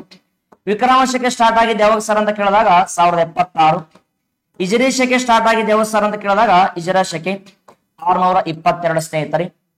ಹಾಗಾದ್ರೆ ಇಲ್ಲಿ ನಮಗೆ ಒಂದಿಷ್ಟು ಪೂರಕವಾದ ವಿಚಾರನ ಗೊತ್ತಿರ್ಬೇಕಾಗ್ತಾವ. ನೆಕ್ಸ್ಟ್ ನೋಡಿ, ಇಲ್ಲಿಂದ ನಾವು ನೇರವಾಗಿ ಆಪ್ಷನ್ ಎ ಸಭಾ ಮತ್ತು ಸಮಿತಿ. ಹಾಗಾದ್ರೆ ಸಭಾ ಮತ್ತು ಸಮಿತಿ ಯಾವುದರ ಪರಿಕಲ್ಪನೆಗಳಿಗೆ ಒತ್ತು ಕೊಟ್ಟವು ಇಂಡಿಯಾದಾಗ ಅಂತ ಕೇಳಿದಾಗ ಅಥವಾ ಭಾರತ ದೇಶದಲ್ಲಿ ಸಭಾ ಮತ್ತು ಸಮಿತಿ ಅನ್ನುವಂತ ಪರಿಕಲ್ಪನೆಗಳು ಯಾವುದರ ಬಗ್ಗೆ ಹೇಳ್ಯಾವ ಸರ್ ಅಂದ್ರ ನೋಡಿ. ಹಾಗಾದ್ರೆ ನಮಗ ಸಭಾ ಮತ್ತು ಸಮಿತಿ, ಸಭಾ ಅಂದ್ರ ಏನ್ ಹೇಳುತ್ತ ಸರ್ ಅಂದ್ರೆ ಇದು ಸಭಾ ಅಂದ್ರ ಒಂದು ಹಿರಿಯರ ಸದನ ಅಂತ ಕರೀತಾರೆ ಇದನ್ನ. ಹಿರಿಯರು, ಪುರೋಹಿತರು, ಶ್ರೀಮಂತರ ವರ್ಗ, ಪುರೋಹಿತರು, ಹೌದ್ರಿ. ಇನ್ನು ಶ್ರೀಮಂತರು ಇರ್ತಕ್ಕಂಥದ್ದನ್ನ ಸಭಾ ಅಂತ ಕರಿತಾ ಇದ್ರು. ಯಾವಾಗ ಸರ ವೇದಗಳ ನಾಗರಿಕತೆಯಲ್ಲಿದು, ವೇದಗಳ ಕಾಲದಲ್ಲಿ ಆ ಪಂಚಾಯತ್ಗಳಿಗೆ ಸಭಾ ಮತ್ತು ಸಮಿತಿ ಅಂತ ಕರಿತಿದ್ರು. ಸಭಾ ಅಂದ್ರೆ ಗೊತ್ತಾಯ್ತು. ಇನ್ನೊಂದು ಏನ್ ಸರ್ ಏನ್ ಸಮಿತಿ ಅಂತ ಐತಲ್ರಿ, ಈ ಸಮಿತಿ ಅಂದ್ರೆ ಏನ್ ಹೇಳ್ಕೊಡ್ತಾ ಸರ್ ನಮಗಂದ್ರೆ ಇಂಪಾರ್ಟೆಂಟ್ ಆಗಿ ಇದು ಕಿರಿಯರ ಅಥವಾ ಜನರ ಸದನ ಅಂತ ಕರಿತೀರಿ. ಇದನ್ನ ಜನರ ಸದನ ಅಥವಾ ಜನತಾ ಸದನ ಅಂತ ಕೂಡ ಕರೀಬಹುದು ಸ್ನೇಹಿತರೆ, ಜನತಾ ಸದನ. ಹಾಗಾದರೆ ವೇದಗಳ ಕಾಲದ ನಾಗರಿಕತೆಯಲ್ಲಿ ಯಾವುದು ಜಾರಿಯಲ್ಲಿತ್ತು ಸರ್ ಅಂದ್ರಿಗಿನ ಸಭಾ ಮತ್ತು ಸಮಿತಿ. ಗುಪ್ತರ ಕಾಲದಲ್ಲಿ ವಿಷಯಪತಿ ಮತ್ತು ಗ್ರಾಮಪತಿ ಹುದ್ದೆಗಳು ಚಾಲ್ತಿಯಲ್ಲಿದ್ದು. ಅದರಲ್ಲಿ ವಿಶೇಷವಾಗಿ ನಮಗ ಸಭಾ ಅಂದ್ರೆ ಹಿರಿಯರ ಸದನ, ಪುರೋಹಿತರು, ಶ್ರೀಮಂತರ ವರ್ಗದವರು ಆಳ್ವಿಕೆ ಮಾಡ್ತಿದ್ರು. ಇಲ್ಲಿ ಅಂತ ಸಮಿತಿ ಅಂದ್ರಿಗಿನ ಕೆಳವರ್ಗದವರು, ಜನಸಾಮಾನ್ಯರ ಆಳ್ವಿಕೆ ಮಾಡ್ತಾ ಇದ್ರು. ಇದನ್ನ ಜನತಾ ಸಭೆ ಅಥವಾ ಜನರ ಸಭೆ ಎಂದು ಕರೆದಿರ್ತಕ್ಕಂಥ ವ್ಯಕ್ತಿ ಯಾರು ಸರ್ ಅಂತ ಕೇಳಿದಾಗ ಆರ್ ಕೆ ಮುಖರ್ಜಿ ಅವರು ಸಮಿತಿಯನ್ನ ಏನಂತ ಕರೆದಾರ ಸರ್ ಅಂತ ಕೇಳಿದಾಗ ಇದನ್ನ ಜನತಾ ಸಭೆ ಅಂತ ಕರೆದಾರ ಅವರು. ಆದ ಬಳಿಕ ಇನ್ನೊಂದು ಇಂಪಾರ್ಟೆಂಟ್ ಏನ್ ಸರ್ ಅಂದ್ರ ಈ ಸಭಾ ಅನ್ನುವಂತ ಪರಿಕಲ್ಪನೆ ಇವತ್ತು ನಮಗೆ ಯಾವ್ದಕ್ಕ ಕಂಪ್ಯಾರಿಸನ್ ಮಾಡ್ಬೋದು ಸರ್ ಅಂದ್ರ ಇವತ್ತು ಇದು ರಾಜ್ಯಸಭೆ ಇದ್ದಂಗ್ರಿ, ಹಿರಿಯರ ಸದನ ರಾಜ್ಯಸಭೆ ಇದ್ದಂಗ. ಸಮಿತಿನ ಯಾವ್ದಕ್ ಕಂಪ್ಯಾರಿಸನ್ ಮಾಡ್ಬೋದು ಸರ್ ಅಂದ್ರ ಲೋಕಸಭೆ ಇದ್ದಂಗ್ರಿ, ಲೋಕಸಭೆ. ವಿಧಾನಸಭೆ, ಲೋಕಸಭೆ ಅಂತ ಹೆಂಗ್ ಕೇಳಿತ್ತು ನೋಡಿ ನಾವು, ಇಲ್ಲಿ ಲೋಕಸಭೆ ರೀ. ರಾಜ್ಯಸಭೆ ಹಿರಿಯರ ಸದನ, ಬುದ್ಧಿಜೀವಿಗಳ ಸದನ, ಕಾಯಂ ಸದನ. ನಾವೇನಂತ ಕೇಳಿದಾಗ ಯಾವಾಗ್ಲೂ ಹಿರಿಯರ ಸದನ ಒಳಗೊಂಡಿರ್ತದ. ಲೋಕಸಭೆಯನ್ನ ಜನಪ್ರತಿನಿಧಿಗಳು, ಜನರ ಸಭಾ, ಜನತಾ ಸದನ ಅಂತ ಕೂಡ ಕರೀತಾರೆ ಸ್ನೇಹಿತರೆ. ಹಾಗಾದ್ರೆ ಇದರ ಬಗ್ಗೆ ಇಷ್ಟು ನಮಗ ವಿಚಾರಗಳು ಒಂದಿಷ್ಟು ಮಾಹಿತಿ ಗೊತ್ತಿರಬೇಕಾಗ್ತಾವ. ಹಾಗಾದ್ರೆ ಇಲ್ಲಿ ಸರಿಯಾಗಿರ್ತಕ್ಕಂಥ ಉತ್ತರ ಕೂಡ ನಾವು ಒಂದಿಷ್ಟು ನೋಡುವಂತ ಪ್ರಯತ್ನ ಮಾಡಣ್ರಿ. ಆಗ 4ನೇ ಪ್ರಶ್ನೆ ಹೋಗೋಣ ಅಂತ ಮುಂದಿನ ನೋಡಿ. ಕರ್ನಾಟಕದಲ್ಲಿ ಅಬ್ದುಲ್ ನಾಜೀರ್ ಸಂಸ್ಥೆ, ಇದು ಬಹಳ ಇಂಪಾರ್ಟೆಂಟ್ ಸ್ನೇಹಿತರೆ. ಯಾಕಂದ್ರೆ ಈಗ ಪಂಚಾಯತ್ ಅಭಿವೃದ್ಧಿ ಆದ್ಯಪ್ಪ ನಾಳೆ ಪಿಡಿಒ ಮತ್ತು ವಿಲೇಜ್ ಅಕೌಂಟ್ ಆದ ಬಳಿಕ ಅಥವಾ ಪಿಡಿಒ ಹುದ್ದೆ ಆಗಿದೆ ಅಂದ್ರೆ ತರಬೇತಿ ಕೊಡ್ತಕ್ಕಂಥ ಸೆಂಟರ್ ಅಂತ ಏನ್ ಕೇಳ್ತಾರಲ್ಲ ಆ ಲೆಕ್ಕ ನೋಡಿ. ಕರ್ನಾಟಕದಲ್ಲಿ ಅಬ್ದುಲ್ ನಜೀರ್ ಸಾಬ್ ತರಬೇತಿ ಸಂಸ್ಥೆಯು ಈ ಕೆಳಗಿನ ಯಾವ ವಿಷಯಗಳ ಆಧಾರದ ಮೇಲೆ HD ಸೂಚ್ಯಾಂಕವನ್ನು ಅಳತೆ ಮಾಡಲು ಶಿಫಾರಸು ಮಾಡಿತ್ತು? ಕರ್ನಾಟಕದಾಗ HD ಸೂಚ್ಯಾಂಕವನ್ನ ಯಾವ ವಿಷಯಗಳ ಆಧಾರದ ಮೇಲೆ ಅಳತೆ ಮಾಡ್ಬೇಕಂತ ಹೇಳಿರಿ ಇಲ್ಲಿ ಸರ. ಹಾಗಾದ್ರೆ ಯಾವ್ಯಾವ ವಿಷಯಗಳು HD ಸೂಚ್ಯಾಂಕಕ್ಕ ಒಳಪಡ್ತಾವಂತ ಪ್ರಶ್ನೆ ಕೇಳೋಣ ಸ್ನೇಹಿತರೆ. ಹಾಗಾದ್ರೆ ಇಲ್ಲಿ ಒಂದಿಷ್ಟು ಅಬ್ಸರ್ವೇಷನ್ ಮಾಡಿ. ಶಿಕ್ಷಣ ಅಂತ ಐತಿ, ಆರೋಗ್ಯ ಅಂತ ಐತಿ, ಜೀವನ ಮಟ್ಟ ಅಂತ ಐತಿ, ಮೇಲಿನ ಎಲ್ಲವೂ ಅಂತ ಐತಿ. ಹಾಗಾದ್ರೆ ಸರಿಯಾದ ಉತ್ತರ ಸರ ಆಪ್ಷನ್ ಡಿ. ಆಪ್ಷನ್ ಡಿ ಇಲ್ಲಿ ಸರಿಯಾಗಿರ್ತಕ್ಕಂಥ ಉತ್ತರ ಅಂತ ನಾವು ಕನ್ಸಿಡರ್ ಮಾಡಬಹುದು ಸ್ನೇಹಿತರೆ. ಯಾಕೆ ಸರ್ ಅಂತ ಕೇಳಿದಾಗ ಅಬ್ದುಲ್ ನಜೀರ್ ತರಬೇತಿ ಸಂಸ್ಥೆ ಫಸ್ಟ್ ಅದ್ರ ಬಗ್ಗೆ ಒಂದಿಷ್ಟು ವಿಚಾರಗಳ ಕಲಿಯೋಣ ನೋಡಿ. ಅಬ್ದುಲ್ ನಜೀರ್ ತರಬೇತಿ ಸಂಸ್ಥೆ, ಅಬ್ದುಲ್ ನಜೀರ್ ತರಬೇತಿ ಸಂಸ್ಥೆ ಎಲ್ಲಿ ಸ್ಥಾಪನೆ ಆಗ್ಯದ ಸರ್ ಅಂದ್ರಿಗ ಅಬ್ದುಲ್ ನಜೀರ್ ತರಬೇತಿ ಸಂಸ್ಥೆಗೆ ಪ್ರಸ್ತುತ ಯಾವ ಜಿಲ್ಲೆ ಅಂತ ಕೇಳಿದ್ರೆ ಮೈಸೂರು. ಮೈಸೂರಿನಲ್ಲಿ 1989ರ ಸಮಯದಲ್ಲಿ ಸ್ಥಾಪನೆಗೆ ಶಿಫಾರಸ್ಸಾಯಿತು. ಈ ಅಬ್ದುಲ್ ನಜೀರ್ ಯಾರು ಸರ್ ಅಂತ ಕೇಳಿದಾಗ ಭಾರತ ದೇಶದ RDPR ಮಿನಿಸ್ಟ್ರಿ ಅವರು, ಗ್ರಾಮೀಣ ಅಭಿವೃದ್ಧಿ ಮತ್ತು ಪಂಚಾಯತ್ ರಾಜ್ ಇಲಾಖೆಗೆ ಸಂಬಂಧಿಸಿದಂತೆ ಒಬ್ಬ ಸಚಿವರಾಗಿದ್ರು. ಯಾವ ಸಮಯದಲ್ಲಿ ಇವರು ಸಚಿವರಾಗಿದ್ರು ಸರ್ ಅಂತ ಕೇಳಿದಾಗ 1985ರ ಕರ್ನಾಟಕ ರಾಜ್ಯ ಪಂಚಾಯತ್ ಆಕ್ಟ್, ಕರ್ನಾಟಕ ರಾಜ್ಯ ಪಂಚಾಯತ್ ರಾಜ್ ಕಾಯ್ದೆ ಜಾರಿಯಲ್ಲಿ ಇರ್ತಕ್ಕಂಥ ಸಮಯದಲ್ಲಿ ಪಂಚಾಯತ್ ಆಕ್ಟ್ ಅವಾಗ ಏನ್ ಸರ್ ಅವ್ರಿಗೆ ಇವರು ಸಚಿವರಾಗಿದ್ರು, ಗ್ರಾಮೀಣಾಭಿವೃದ್ಧಿ ಸಚಿವರು, ಮುಖ್ಯಮಂತ್ರಿ ರಾಮಕೃಷ್ಣ ಹೆಗಡೆ ಅವರಾಗಿದ್ರು ಸರ್. ಅದಾದ ಬಳಿಕ ಇಂಪಾರ್ಟೆಂಟ್ ಇಲ್ಲಿ ಮೈಸೂರಿನಲ್ಲಿ ತರಬೇತಿ ಸಂಸ್ಥೆ PDO ಆಗಿರಲಿ ಬೇರೆ ಬೇರೆ ಅಧಿಕಾರಿಗಳಿಗೆ ಒಂದು ತರಬೇತಿ ಕೊಡ್ತಾರ ಸ್ನೇಹಿತರೆ ಮೈಸೂರಲ್ಲಿ. ಇವರು ನಮ್ಗೆ ಏನ್ ಹೇಳ್ಯಾರ ಅಂತ ಕೇಳಿದಾಗ ಯಾವ ಆಧಾರದ ಮೇಲೆ ತರಬೇತಿ ಅಂದ್ರೆ ಈಗ HD ಸೂಚ್ಯಾಂಕ ಅಂತ ಕೇಳ್ಯಾನ. ಫಸ್ಟ್ ನಮಗೆ HD ಸೂಚ್ಯಾಂಕ ಶಿಕ್ಷಣ ಆಗಿರ್ಲಿ, ಆರೋಗ್ಯ ಆಗಿರ್ಲಿ, ತಲಾದಾಯ ಅಥವಾ ಜೀವನ ಮಟ್ಟ 3 ಬರ್ತಾವ. ಇದು ಮೊನ್ನೆ SDA ಕೂಡ ಪ್ರಶ್ನೆ ಕೇಳ ಸ್ನೇಹಿತರೆ, ಎಷ್ಟು ವಿಷಯಗಳ ಆಧಾರದ ಮೇಲೆ ಅಥವಾ ಯಾವ ಮಾನದಂಡಗಳ ಆಧಾರದ ಮೇಲೆ ಅಳತೆ ಮಾಡಲಾಗುತ್ತೆ ಅಂತ ಕೇಳಿದ್ರೆ ಇದನ್ನ ನಾವು ಆಯ್ಕೆ ಮಾಡಬೇಕು. ಹಾಗಾದ್ರೆ ವಿಶೇಷವಾಗಿ ಏನ್ ಸರ್ ಅಂದ್ರ HD ಸೂಚ್ಯಾಂಕ ಅನ್ನುವಂತ ಪರಿಕಲ್ಪನೆ ನಮ್ಮ ದೇಶದಲ್ಲಿ ಬೆಳೆದು ಬಂದಿರತಕ್ಕಂಥ ಆದಿ ಒಂದೆರಡು ಪಾಯಿಂಟ್ ಅಬ್ಸರ್ವೇಷನ್ ಮಾಡಿ. ಫಸ್ಟ್ ನೋಡಿ, ಹ್ಯೂಮನ್ ಡೆವಲಪ್ಮೆಂಟ್ ಇಂಡೆಕ್ಸ್ HD ಸೂಚ್ಯಾಂಕ. ಆದ್ರೆ ಇಲ್ಲಿ 2 ಹೆಸರುಗಳು ಗೊತ್ತಿರಬೇಕಾಗ್ತವ. ಪಾಕಿಸ್ತಾನದ ಅರ್ಥಶಾಸ್ತ್ರಜ್ಞ ಮೆಹಬೂಬ್ ಉಲ್ಲಾಖ್, ಪಾಕಿಸ್ತಾನದ ಅರ್ಥಶಾಸ್ತ್ರಜ್ಞ ಮೆಹಬೂಬ್ ಉಲ್ಲಾಖ್ ಸ್ನೇಹಿತರೆ. ಮತ್ತೊಬ್ಬರು ಭಾರತದ ಅರ್ಥಶಾಸ್ತ್ರಜ್ಞರಾಗಿರ್ತಕ್ಕಂಥ ವ್ಯಕ್ತಿ ಡಾಕ್ಟರ್ ಅಮರ್ತ್ಯ ಸೇನ್. HD ಸೂಚ್ಯಾಂಕದ ಪಿತಾಮಹ ವರ್ಲ್ಡ್ ಅಲ್ಲಿ ಮೆಹಬೂಬ್ ಉಲ್ಲಾಖ್ ಅವರು ಕರಿತೀವಿ, ಇಂಡಿಯಾದಲ್ಲಿ ಅಮರ್ತ್ಯ ಸೇನ್ ಅವರು ಕರಿತೀವಿ ಸ್ನೇಹಿತರೆ. ಅದಾದ ಬಳಿಕ ಇನ್ನೊಂದು ಇಂಪಾರ್ಟೆಂಟ್ ಏನ್ ಸರ್ ಅಂತ ಕೇಳಿದಾಗ ಇಲ್ಲಿಂದ ನಾವು ನೇರವಾಗಿ ನೋಡಿರ್ತಕ್ಕ ಸಮಯದಲ್ಲಿ ಇವರಿಬ್ಬರು ಹೋಗಿ ವಿಶ್ವಸಂಸ್ಥೆಯಲ್ಲಿ ಮಂಡನೆ ಮಾಡಿದ್ದ ಯಾವಾಗ ಸರ್ ಅಂದ್ರೆ 1990ರಲ್ಲಿ ವಿಶ್ವಸಂಸ್ಥೆ ಅಳವಡಿಸ್ಕೊಳ್ತೈತಿ. ಅದಾದ ಬಳಿಕ ಭಾರತ ಸರ್ಕಾರ ಅಥವಾ ಇಂಡಿಯನ್ ಗವರ್ಮೆಂಟ್ ಯಾವಾಗ ಸರ್ ಅಂತ ಕೇಳಿದ 1995ರಲ್ಲಿ. ಒಂದು ವೇಳೆ ಕರ್ನಾಟಕ ರಾಜ್ಯ ಸರ್ಕಾರ ಯಾವಾಗ ಅಳವಡಿಸ್ಕೊಂಡ ಸರ್ ಅಂದ್ರೆ 1999ರಲ್ಲಿ. ಹಾಗಾದ್ರೆ ವಿಶೇಷವಾಗಿ 2023ರಲ್ಲಿ ಇತ್ತೀಚೆಗೆ 22-23ರಲ್ಲಿ ಒಂದು HD ಸೂಚ್ಯಾಂಕ ವರದಿ ಬಿಡುಗಡೆ ಮಾಡ್ಯಾನ ಸ್ನೇಹಿತರೆ. ಆದ್ರೆ HD ಸೂಚ್ಯಾಂಕ ವರದಿಗೆ ಸಂಬಂಧಿಸಿದಂತೆ ಇವಾಗ ಪ್ರಸ್ತುತ ಏನಂತ ಕೇಳಿದ ಪ್ರತಿ ವರ್ಷ UNDP ಸಂಸ್ಥೆಯವರು ಇದನ್ನ ವರದಿ ಬಿಡುಗಡೆ ಮಾಡ್ತಾರ. ಯಾವ ಸಂಸ್ಥೆಯವರು ಸರ್ ಅಂದ್ರೆ UNDP ಸಂಸ್ಥೆ. ಆದ್ರೆ UNDP ಸಂಸ್ಥೆಯವರು ಪ್ರತಿ ವರ್ಷ 1965ರಲ್ಲಿ ಈ ಸಂಸ್ಥೆ ಸ್ಥಾಪನೆ ಮಾಡಿದ್ರು. ಹಾಗಾದ್ರೆ ಈ ಪ್ರಸ್ತುತ ಯಾವ್ಯಾವ ದೇಶಗಳ ಹೈಯೆಸ್ಟ್ ಇದಾವ ಸರ್ HD ಸೂಚ್ಯಾಂಕದಾಗ ಅಂದ್ರ ಫಸ್ಟ್ ನಮಗ ಸ್ವಿಟ್ಜರ್ಲ್ಯಾಂಡ್ ಅನ್ನುವಂತ ದೇಶ ರೀ, ಸ್ವಿಟ್ಜರ್ಲ್ಯಾಂಡ್ ಸರ್. ಅದಾದ ಬಳಿಕ ಏನಂತ ಕೇಳಿದಾಗ ಇಂಪಾರ್ಟೆಂಟ್ ನಮಗ ನಾರ್ವೆ ಅನ್ನುವಂತ ದೇಶ. ಇದಾದ ಬಳಿಕ ಏನ್ ಸರ್ ಅಂತ ಕೇಳಿದಾಗ ಐಸ್ಲ್ಯಾಂಡ್ ಅನ್ನುವಂತ ದೇಶ, ಐಸ್ಲ್ಯಾಂಡ್ ಅನ್ನುವಂತ ದೇಶ. ಹಾಗಾದ್ರೆ ಮೊದಲ ಬಾರಿಗೆ HD ಸೂಚ್ಯಾಂಕ ಇತ್ತೀಚಿನ ವರದಿ ಪ್ರಕಾರ ಯಾವ್ಯಾವ ದೇಶಗಳ ಅಗ್ರಸ್ಥಾನದಾಗ ಇದೆಯವ ಅಂತ ನಾವು ನೋಡಿರ್ತಕ್ಕ ಸಮಯದಲ್ಲಿ ನಾರ್ವೆ ಆಗಿರ್ಲಿ, ತದನಂತರವಾಗಿ ಏನಂತ ಸರ್ ಅಂತ ಕೇಳಿದಾಗ ಸ್ವಿಟ್ಜರ್ಲ್ಯಾಂಡ್ ಆಗಿರ್ಲಿ, 2ನೇ ಪ್ಲೇಸ್ ನಾರ್ವೆ ಆಗಿರ್ಲಿ, 3ನೇದ ಐಸ್ಲ್ಯಾಂಡ್ ಆಗಿರ್ಲಿ. ಹಾಗಾದ್ರೆ ವಿಶೇಷವಾಗಿ ಸರ UNDP united nations development programme ಈ UNDP ಸಂಸ್ಥೆ ಬಿಡುಗಡೆ ಮಾಡ್ತಕ್ಕಂಥ ವರದಿಯಲ್ಲಿ ಭಾರತ ಎಷ್ಟನೇ ಪ್ಲೇಸ್ ನಾಗ ಐತೆ ಅಂತ ಪ್ರಶ್ನೆ ಕೇಳಿದ್ರ ಇದು ಇಂಪಾರ್ಟೆಂಟ್ ಸ್ನೇಹಿತರ. ನಮಗ ಭಾರತದ ಸ್ಥಾನ ಎಷ್ಟನೇ ಸರ್ ಅಂದ್ರಿಗಿನ 134ನೇ ಪ್ಲೇಸ್ಮೆಂಟ್, 134ನೇ ಸ್ಥಾನ ಭಾರತ ದೇಶ ಐತಿ. ಒಂದು ವೇಳೆ ಭಾರತದ ಪರವಾಗಿ ಅಂಕಗಳು ಎಷ್ಟು ಬಂದಾವ ಅಂತ ಕೇಳಿದ್ರೆ 0.644, 644 ಅಂಕಗಳಂತ ನಾವು ಅದನ್ನು ಕೂಡ ನೆನ್ಪಿಡ್ಬೇಕಾ ಸ್ನೇಹಿತರೆ. ಸಮ್ ಟೈಮ್ಸ್ ಎಕ್ಸಾಮ್ ನ ಪಟ್ಟಣ ಕೇಳ್ಬಿಡ್ತಾನ್ರಿ, ಅವಾಗ ನಾವು ಸ್ವಲ್ಪ ಏನಂತ ಕೇಳಿದಾಗ ಈ ವಿಚಾರಗಳ ಬಗ್ಗೆ ಗೊತ್ತಿರ್ಬೇಕಾಗ್ತಾವ.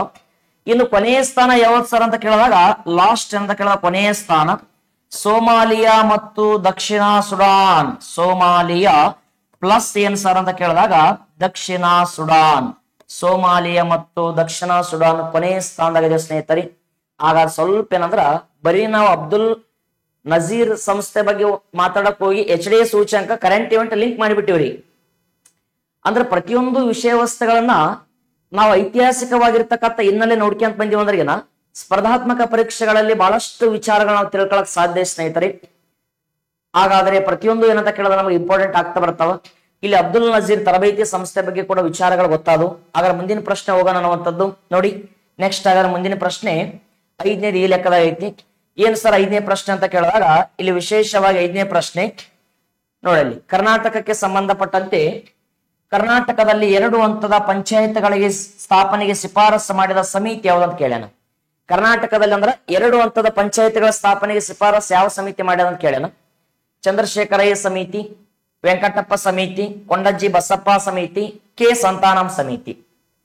ಇಲ್ಲಿ ಸರಿಯಾಗಿರ್ತಕ್ಕಂಥ ಉತ್ತರ ಆಪ್ಷನ್ ಬಿ ಸ್ನೇಹಿತರೆ. Option B. ಯಾಕೆ ಸರ್ ಆಪ್ಷನ್ ಬಿ ರೈಟ್ ಆಗ್ಯದಲ್ಲಿ ವೆಂಕಟಪ್ಪ ಸಮಿತಿನ ಯಾಕೆ ಕೊಟ್ಟಿರ ಅಂದ್ರೆ ಸ್ವಲ್ಪ ಒಂದಿಷ್ಟು ಅಬ್ಸರ್ವೇಷನ್ ಮಾಡಿ. ವೆಂಕಟಪ್ಪ ಸಮಿತಿ ಅಪಾಯಿಂಟೆಡ್ ಆಗಿದ್ದು 1949. ವರದಿ ಕೊಟ್ಟಿದ್ದು ಯಾವಾಗ ಸರ್ ಅಂದ್ರೆ 1950 ಜೂನ್ ತಿಂಗಳದಾಗ. ಹಾಗಾದ್ರೆ ವೆಂಕಟಪ್ಪ ಸಮಿತಿ ಏನ್ ಹೇಳಿಕೊಡ್ತಾ ಸರ್ ಅಂದ್ರೆ ಶಿಫಾರಸು ಏನ್ ಮಾಡಿದ ಅಂತ ಕೇಳಿದಾಗ ಕರ್ನಾಟಕ ರಾಜ್ಯದಲ್ಲಿ 2 ಪಂಚಾಯತ್ಗಳಂತಿರಲಿ 2 ಪಂಚಾಯತ್ಗಳ ಸ್ಥಾಪನೆ. ಹಾಗಾದ್ರೆ 2 ಪಂಚಾಯತ್ಗಳು ಯಾವ ಲೆಕ್ಕದ ಇರ್ಬೇಕಂತ ಕೇಳಿದಾಗ ಒಂದು ಜಿಲ್ಲಾ, ಇನ್ನೊಂದು ಏನಂತ ಕೇಳಿದಾಗ ಗ್ರೂಪ್ ಪಂಚಾಯತ್. ಗ್ರೂಪ್ ಅಂದ್ರ ಇಲ್ಲಿ ಕೆಳಗೆ ಹಂತದಲ್ಲಿ ಗ್ರಾಮ ಪಂಚಾಯತ್, ಆದ್ರೆ ಇವರು ತಾಲೂಕಾ ಪಂಚಾಯತ್ ಬೇಡ ಅಂತ ಹೇಳಿದ್ರು. ವೆಂಕಟಪ್ಪ ಸಮಿತಿ ಅನ್ನುವಂಥದ್ದು 2 ಹಂತದ ಪಂಚಾಯತ್ ಒತ್ತು ಕೊಟ್ಟಂತ ಕರ್ನಾಟಕದ ಸಮಿತಿ. ಇಲ್ಲಿ ಆಪ್ಷನ್ ಎ ಚಂದ್ರಶೇಖರಯ್ಯ ಸಮಿತಿ ಅಪಾಯಿಂಟೆಡ್ ಆಗಿದ್ದು 1952-53. ಹಾಗಾದ್ರೆ ಚಂದ್ರಶೇಖರಯ್ಯ ಸಮಿತಿ ಅನ್ನುವಂಥದ್ದು ನಮ್ಮ ದೇಶದಲ್ಲಿ 3 ಹಂತದ ಪಂಚಾಯತ್ಗಳ ಸ್ಥಾಪನೆಗೆ ಶಿಫಾರಸು ಮಾಡಿದೆ. 3 ಹಂತದ ಪಂಚಾಯತ್ಗಳು, 3 stage panchayats in Karnataka, 3 stage panchayats in India, Balwantrai Mehta ಸಮಿತಿ. ಹಾಗಾದ್ರೆ ಅದರ ಜೊತೆಗೆ ಚಂದ್ರಶೇಖರಯ್ಯ ಸಮಿತಿ ಇಲ್ಲಿ 3 ಹಂತದ ಪಂಚಾಯತ್ಗಳು ಬೇಕಂತ ಹೇಳ್ತಾರ. ಪ್ಲಸ್ ಏನ್ ಸರ್ ಅಂತ ಕೇಳಿದಾಗ ತಾಲೂಕಾ ಬೋರ್ಡ್ಗೆ ಒತ್ತಾಯ ಮಾಡಿರ್ತಕ್ಕಂಥ ಸಮಿತಿ ಕೂಡ ಯಾವ ಸರ್ ಅಂತ ಕೇಳಿದಾಗ ಈ ಬಲವಂತರ ಮೆಹ್ತಾ ಅಂತ ಕೇಳ ಚಂದ್ರಶೇಖರಯ್ಯ ಸಮಿತಿ. ಆದ್ರೆ ಇನ್ನೊಂದು ನಮ್ಮ ಕರ್ನಾಟಕದಲ್ಲಿ ಇಂಪಾರ್ಟೆಂಟ್ ಆಗಿರತಕ್ಕಂಥ ಕೊಂಡಜ್ಜಿ ಬಸಪ್ಪ ಸಮಿತಿ 1962 ಸಮಯದಲ್ಲಿ 63ರಲ್ಲಿ ವರದಿ ಕೊಟ್ಟಂತ ಕೊಂಡಜ್ಜಿ ಬಸಪ್ಪ ಸಮಿತಿ ಅವರು ಇದು ಕರ್ನಾಟಕದಲ್ಲಿ ಪಂಚಾಯತ್ಗಳ ಸ್ಥಾಪನೆಗೆ ಪ್ರಾಮಾಣಿಕವಾಗಿ ಪ್ರಯತ್ನಿಸಿರ್ತಕ್ಕಂಥ ಸಮಿತಿ ಅಂತ ಕೂಡ ಕರೆಯುವ ಸ್ನೇಹಿತರೆ. ಆದರೆ ಇಲ್ಲಿ ನಾವು ಸರಿಯಾಗಿರ್ತಕ್ಕಂಥ ಉತ್ತರ ಸರ ವೆಂಕಟಪ್ಪ ಸಮಿತಿ. ಕರ್ನಾಟಕದಲ್ಲಿ ಪಂಚಾಯತ್ಗಳಿಗೆ ಎಷ್ಟು ಸಮಿತಿಗಳ ಸಂಬಂಧ ಪಡೋ ಅಂತ ಕೇಳಿದ್ರೆ 3 ಅಂತ ಹೇಳಿ ಬರ್ಬೇಕ್ರಿ ಸರ್. ಹಾಗಾದ್ರೆ ಇಲ್ಲಿ ವಿಶೇಷ 3 ಸಮಿತಿ ಗೊತ್ತಾಗ್ಬಿಟ್ಟು ನಮಗ ಮುಂದಿನ ಏನ್ ಸರ್ ಇಂಪಾರ್ಟೆಂಟ್ ಅಂದ್ರೆ ಕೆ ಸಂತಾನಂ ಸಮಿತಿ ಆಗಿರ್ಲಿ. ಈ ಕೆ ಸಂತಾನಂ ಸಮಿತಿ ಇನ್ನೊಂದು ನಮಗ 1964 ಸಮಯದಲ್ಲಿ CVC ಸೆಂಟ್ರಲ್ ವಿಜಿಲೆನ್ಸ್ ಕಮಿಷನ್ ಕೇಂದ್ರೀಯ ಜಾಗೃತ ಆಯೋಗ ಅಂತ ಬರ್ತಾ ಸ್ನೇಹಿತರೆ. ಅದಕ್ಕೆ ಸ್ಥಾಪನೆಗೆ ಶಿಫಾರಸು ಮಾಡಿದಂತ ಸಮಿತಿನೇ ಕೆ ಸಂತಾನಂ. ಇದರದನ್ನು ಗೊತ್ತಿರಬೇಕಾಗ್ತಾವ. ಆಗ ಮುಂದಿನ ಪ್ರಶ್ನೆ ನೋಡೋಣ. ಗ್ರಾಮ ಪಂಚಾಯತ್ ಲಾಸ್ಟ್ ಇದೆ ಅಂತ ಕೇಳಿದಾಗ ಕೊನೆಯ ಪ್ರಶ್ನೆ ಸ್ನೇಹಿತರೆ ಇವತ್ತಿನ ತರಗತಿಯಲ್ಲಿ ಗ್ರಾಮ ಪಂಚಾಯತ್ ಮಂಡಳಿಯನ್ನು ರಚನೆ ಮಾಡಲು ಮತ್ತು ಪಂಚಾಯತಿಗಳಿಗೆ ಆರ್ಥಿಕ ಬೆಂಬಲ ನೀಡಲು ಗ್ರಾಮ ಪಂಚಾಯತಿ ಒಂದು ಮಂಡಳಿ ರಚನೆ ಮಾಡ್ಬೇಕಂತ ಅದ್ರ ಜೊತೆಗೆ ಏನ್ ಸರ್ ಅಂದ್ರೆ ಒಂದು ಆರ್ಥಿಕವಾಗಿರ್ತಕ್ಕಂಥ ಬೆಂಬಲ ನೀಡಲು ಈ ಕೆಳಗಿನ ಯಾವ ಅಧಿವೇಶನದಲ್ಲಿ ನಿರ್ಣಯ ತೆಗೆದುಕೊಳ್ಳಲಾಯಿತು. ಗ್ರಾಮ ಪಂಚಾಯತಿಗೆ ಅಧಿಕಾರ ಕೊಡಬೇಕು, ಅವುಗಳ ಜೊತೆಗೆ ಆರ್ಥಿಕ ಬೆಂಬಲ ಕೊಡಬೇಕು, ಒಂದು ಮಂಡಳಿ ರಚನೆ ಮಾಡಬೇಕು. ಇವೆಲ್ಲವನ್ನು ತೆಗೆದುಕೊಂಡಂತ ಅಧಿವೇಶನ ಯಾವ ಸರ್ ಅಂತ ಕೇಳೋಣ. ಇಲ್ಲಿ ಸರಿಯಾಗಿರ್ತಕ್ಕಂಥ ಉತ್ತರ ಸ್ನೇಹಿತರೆ ಆಪ್ಷನ್ ಎ ಲಾಹೋರ್ ಅಧಿವೇಶನ. ಯಾವ ಸರ? ಲಾಹೋರ್ ಅಧಿವೇಶನ. ಹಾಗಾದ್ರೆ ಲಾಹೋರ್ ಅಧಿವೇಶನ ಇದ್ರ ಬಗ್ಗೆ ಏನ್ ಸರ ವಿಚಾರಗಳು ನಮಗ ಒಂದಿಷ್ಟು ಮಾಹಿತಿ ಏನಂತ ಕೇಳಿದಾಗ ನೋಡಿ, ಫಸ್ಟ್ ನಮಗ ಲಾಹೋರ್ ಅಧಿವೇಶನ ಯಾವಾಗ ನಡೆದ ಸರ್ ಅಂತ ಹೇಳಿ ಫಸ್ಟ್ ಪಾಯಿಂಟ್ 1909. ಇದರ ಅಧ್ಯಕ್ಷತೆ ಯಾರು ಸರ್ ಅಂತ ಕೇಳಿದಾಗ ಲಾಹೋರ್ ಕಾಂಗ್ರೆಸ್ ಅಧಿವೇಶನದ ಅಧ್ಯಕ್ಷತೆ ಬಂದ್ಬಿಟ್ಟು ಸ್ನೇಹಿತರೆ ಪಂಡಿತ್ ಮದನ್ ಮೋಹನ್ ಮಾಳವೀಯ. ಪಂಡಿತ್ ಮದನ್ ಮೋಹನ್ ಮಾಳವೀಯ ಇವ್ರು ಯಾರು ಸರ್ ಅಂದ್ರಿಗಿನ ಡಾಕ್ಟರ್ BR ಅಂಬೇಡ್ಕರ್ ಅವರ ರಾಜಕೀಯ ಗುರು. ಡಾಕ್ಟರ್ BR ಅಂಬೇಡ್ಕರ್ ಅವರ ಪೊಲಿಟಿಷಿಯನ್ ಫಾದರ್ ಯಾರು ಸರ್ ಅಂತ ಕೇಳಿದ ರಾಜಕೀಯ ಗುರು ಪಂಡಿತ್ ಮದನ್ ಮೋಹನ್ ಮಾಳವೀಯ. ಇವರಿಗೆ ಒಂದು ಬಿರುದು ಕೂಡ ಕರೆದಾರ ಗಾಂಧೀಜಿ ಅವರು. ಏನಂತ ಕರೆದಾರ ಸರ್ ಅವರಿಗಿನ ಮಹಾಮಾನ್ಯ ಅಂತ ಕೂಡ ಕರೆದಾರ, ಮಹಾಮಾನ್ಯ. ಹಂಗಂತೇಳಿ ಯಾರು ಕರೆದಾರ ಸರ್ ಅವರಿಗೆ ಮಹಾತ್ಮ ಗಾಂಧೀಜಿ ಅವರು ಕರೆದಾರ.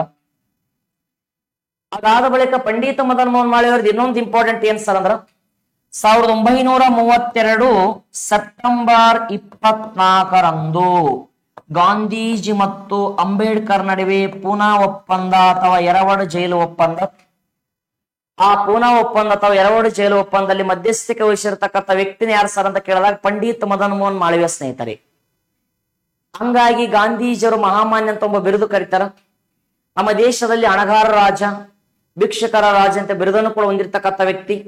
ಬಹಳಷ್ಟು ಅನೇಕ ಬಡ ಕುಟುಂಬಗಳಿಗೆ ನೆರವನ್ನು ಕೊಟ್ಟಿರ್ತಕ್ಕಂಥ ಪಂಡಿತ್ ಮದನ್ ಮೋಹನ್ ಮಾಳವಿ ಅನ್ನುವಂಥವ್ರು ಇಲ್ಲಿ 1909 ಒಂದು ಲಾಹೋರ್ ಕಾಂಗ್ರೆಸ್ ಅಧಿವೇಶನ ನಿರ್ಣಯ ಮಾಡ್ತಾರ ಅವರು. ಅದಾದ ಬಳಿಕ ಇಷ್ಟು ವಿಚಾರ ಗೊತ್ತಿರಲಿ. ಇದಾದ ನಂತರ ನೋಡಿ ಬೆಳಗಾವಿ ಕಾಂಗ್ರೆಸ್ ಅಧಿವೇಶನ ಅಂತ ಬರ್ತದ. ಬಟ್ ಇನ್ನೊಂದು ಪಾಯಿಂಟ್ ಗೊತ್ತಿಲ್ಲ ಸ್ನೇಹಿತರ, ನಮಗ ಈ 1909 ತೆಗೆದುಕೊಂಡಂತ ಲಾಹೋರ್ ಕಾಂಗ್ರೆಸ್ ಅಧಿವೇಶನ ಏನ್ ಮಾಡಿದ್ರಲ್ಲ ಅದು ಅಷ್ಟು ಸಕ್ಸಸ್ ಆಗಿಲ್ಲ, ನಮ್ಮ ದೇಶದಾಗ ಫೇಲ್ ಆಯ್ತ್ರಿ. ಅದಾದ ಬಳಿಕ ಇಲ್ಲಿ ನೋಡಿ ಬೆಳಗಾವಿ ಅಂತ ಕೊಟ್ಟಾನ. ಬೆಳಗಾವಿಯಲ್ಲಿ 1924 ಅಧಿವೇಶನ ನಡೆದ 39ನೇ ಅಧಿವೇಶನ ಅಧ್ಯಕ್ಷತೆ ಮಹಾತ್ಮ ಗಾಂಧೀಜಿ. ರಾಷ್ಟ್ರೀಯ ಕಾಂಗ್ರೆಸ್ ಅಧಿವೇಶನದ ಅಧ್ಯಕ್ಷತೆ ವಹಿಸಿರ್ತಕ್ಕಂಥ ಗಾಂಧೀಜಿ ಅವರು ಎಷ್ಟು ಬಾರಿ ಆಗ್ಯಾರ ಸರ್? ಒಂದು ಬಾರಿ ಅಂತೇಳಿ ಬರಬೇಕು. ಅದೇ ಅಧಿವೇಶನ ಇಲ್ಲಿ ನಡೆದ ಸರ್ ಕರ್ನಾಟಕ ಅಂತೇಳಿ ಬರಬೇಕು. ಕರ್ನಾಟಕದಲ್ಲಿ ಎಷ್ಟು ಬಾರಿ ಅಧಿವೇಶನ ನಡೆದ ಅಂದ್ರೆ ಒಂದು ಬಾರಿ ಅಂತ ಆಗಿ ಬರಬೇಕು. ಹಾಗಾದ್ರೆ ಬೆಳಗಾವಿ ಕಾಂಗ್ರೆಸ್ ಅಧಿವೇಶನ. ಈ ಬೆಳಗಾವಿ ಕಾಂಗ್ರೆಸ್ ಅಧಿವೇಶನಕ್ಕೆ ಸಂಬಂಧಿಸಿದಂತೆ ಒಂದು ಸ್ವಾಗತ ಸಮಿತಿಯಲ್ಲಿ ಅಧ್ಯಕ್ಷತೆಯನ್ನು ವಹಿಸಿರ್ತಕ್ಕಂಥ ವ್ಯಕ್ತಿ ಯಾರು ಸರ್ ಅಂದ್ರ ಸ್ವಾಗತ ಸಮಿತಿಯ ಅಧ್ಯಕ್ಷ. ಕಾಂಗ್ರೆಸ್ ಅಧಿವೇಶನ ಅಧ್ಯಕ್ಷತೆ ಗಾಂಧೀಜಿ. ಸ್ವಾಗತ ಸಮಿತಿಯ ಅಧ್ಯಕ್ಷ ಯಾರು ಸರ್ ಅವರಿಗಿನ ಕರ್ನಾಟಕದ ಸಿಂಹ ಕೇಸರಿ ಗಂಗಾಧರರಾವ್ ದೇಶಪಾಂಡೆ. ಗಂಗಾಧರರಾವ್ ದೇಶಪಾಂಡೆ ಅವರು ಅಧ್ಯಕ್ಷತೆ ವಹಿಸಿರ್ತಾರ. ಇವ್ರನ್ನ ಕರ್ನಾಟಕ ಲಯನ್ ಅಂತ ಕೂಡ ಕರಿತೀವಿ, ಸಿಂಹ ಅಥವಾ ಕೇಸರಿ. ಕೇಸರಿ ಸಿಂಹ. ಅದಾದ ಬಳಿಕ ಇನ್ನೊಂದು ಏನ್ ಸರ್ ಅಂದ್ರ ಇಲ್ಲಿ ಬೆಳಗಾವಿ ಕಾಂಗ್ರೆಸ್ ಅಧಿವೇಶನದಲ್ಲಿ ಸ್ವಾಗತ ಗೀತೆ ಆಡಿದವ್ರು ಯಾರು ಸರ್ ಅಂದ್ರ ಗಂಗೂಬಾಯಿ ಆನಗಲ್. ಸ್ವಾಗತ ಗೀತೆ ಆಡಿರ್ತಕ್ಕಂಥವ್ರು ಗಂಗೂಬಾಯಿ ಆನಗಲ್ ಅನ್ನುವಂಥವ್ರು. ಹಾಗಾದ್ರೆ ಇವ್ರ ಹೆಸರ ಮ್ಯಾಗ ಅಕಾಡೆಮಿ ಕೂಡ ಮೈಸೂರಿನ ಸ್ಥಾಪನೆ ಆಗಿದೆ, ಗಂಗೂಬಾಯಿ ಸಂಗೀತ ಅಕಾಡೆಮಿ ಅಂತೇಳಿ. ಗಂಗೂಬಾಯಿ ಆನಗಲ್ ಯಾವ ಗೀತೆ ಆಡಿರ ಸರ್? ಉಯಿಲ್ಗೋಳ್ ನಾರಾಯಣ ಅವರು ರಚನೆ ಮಾಡಿರ್ತಕ್ಕಂಥ ಉದಯವಾಗಲಿ ನಮ್ಮ ಚಲುವ ಕನ್ನಡ ನಾಡು. ಉದಯವಾಗಲಿ ನಮ್ಮ ಚಲುವ ಕನ್ನಡ ನಾಡು ಅನ್ನುವಂಥದ್ದು ಚಲುವ ಕನ್ನಡ ನಾಡು. ಉದಯವಾಗಲಿ ನಮ್ಮ ಚಲುವ ಕನ್ನಡ ನಾಡು ಅನ್ನುವಂಥ ಗೀತೆ ನಾಡ್ಯಾರ.